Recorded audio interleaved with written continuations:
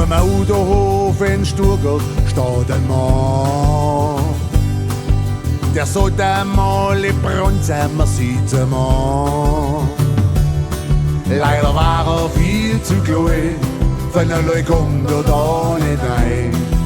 Ich nehme ihn Huckepack und hat dann gesagt: Fall nicht ins Klo, mein kleiner Freund, du weißt, wie arg das immer scheint.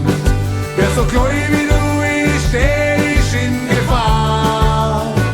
Halte gut an, der Klobrill bist so gut wie es sich halten lässt.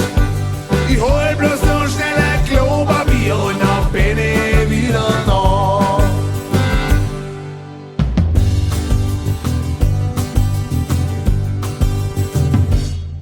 Dann stand ich mal vor dem Säufenautomat und auf einmal tut hinter mir ein Jesatzschlag.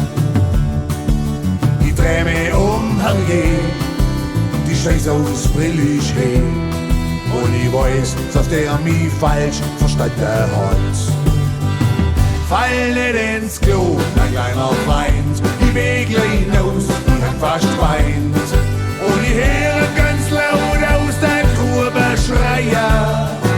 Ich stand vorm Klo, hab Leute vor Schreck. Ich bin spät gekommen, denn er war schon weg.